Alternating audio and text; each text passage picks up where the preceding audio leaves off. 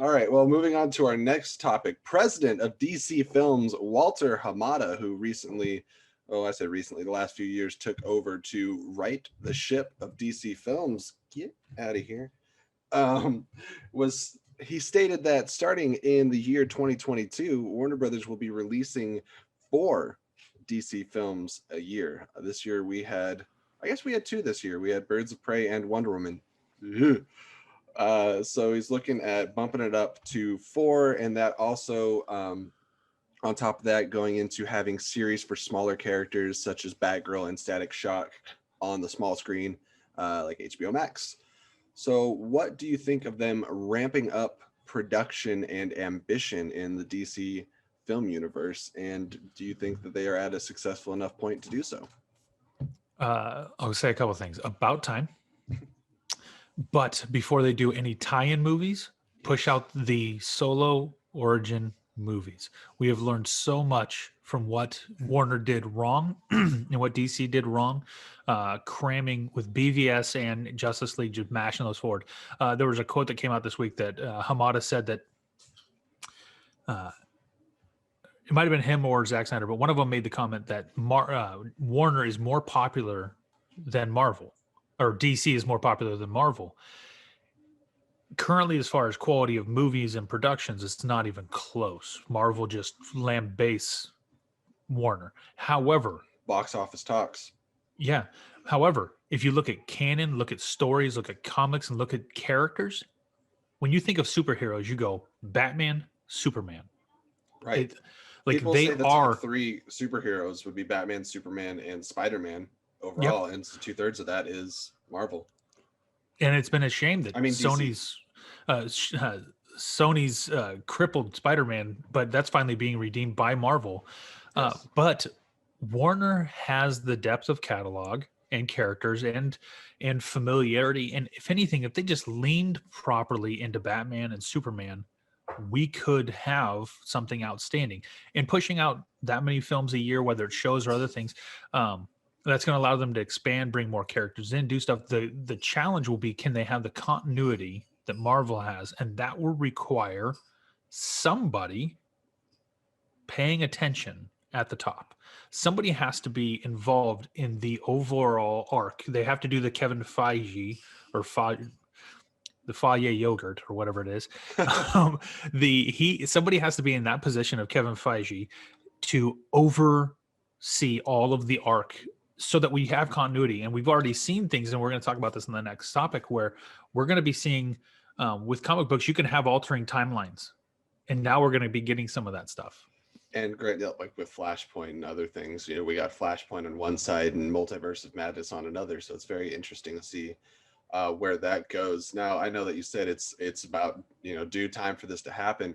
Do you think that with the track record, whether it be box office or just overall reviews, that there's a little bit of putting the cart before the horse, a little bit of, if you remember Universal's Dark Universe, when they announced that they're doing The Mummy, they said, all right, we've now casted The Invisible Man and Bride of Frankenstein, and we're doing all these movies, and then Mummy bombed, and they're like, or we won't do that.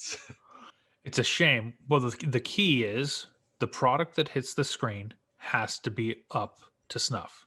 Right. Now, the one thing that saved Warner is that you have die-hard fans, and you save DC, is that you have die-hard fans who refuse to accept what Joss Whedon did to Justice League, knowing that Warner interfered. And the fans, this is the reason why Warner has a chance, because they have the characters, is that they were relentless in pursuing the Snyder Cut.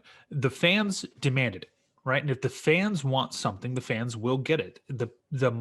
Like you said, money talks, right, at the box office. And if the fans are going to demand this stuff, well, the fans better also show up to watch these things 100%. too. But I think that's one of the saving graces is people have been very forgiving of what happened because of what happened with BVS and then BVS Ultimate Edition fixing a lot of plot holes and a lot of issues with the movie. And again, that was Warner forcing Snyder to cut a half hour out of a movie that didn't need to be cut. The 3 hours movie plays pretty well. And 2.5 hours actually of what we got felt longer than the 3 hours of the Ultimate Edition, which is weird because Snyder Ultimate Edition makes flows. Longer movies. It's one of those things when you hire him for a project, look at his track record. Watchmen got an extended cut. Almost surprisingly, Man of Steel seemed to be a pretty complete movie, but for the most part, he likes making movies that clock in around 3 hours. And when he originally talked about Justice League, he thought about making it into 2 parts, and ultimately that didn't happen. So he's like, I'm just going to have a 4-hour movie then instead of 2. So he's not. I mean, yeah, you should know what your limitations and restrictions are going into making a project, maybe, but it goes both ways. He's not here for a hour and a half popcorn flick. He likes building, whether you like it or not, just epic, grandiose stories, and he doesn't do them in short periods of time. This isn't a Deadpool. No, you need a lengthy amount of time in order to build solid character development. We saw that in Justice League with the, or I guess they call it Justice League, and the rush. You didn't get any of the dynamics other than you got a little bit from the Flash, Barry Allen's kind of personality. Sense of humor coming in helped, but there's a huge portion of Cyborg that we got in trailers and we were teased as though he was going to be an integral part. And when it came out, Cyborg was an afterthought. He literally was there to have been made by a mother box and to destroy a mother box. That was his story. Zach had said in the past that Cyborg and Ray Fisher's character was the centerpiece of the movie, and that was not felt in the theatrical cut. That statement, if you would have watched that movie and you had heard that statement, you're like, I don't get it. I don't see it at all.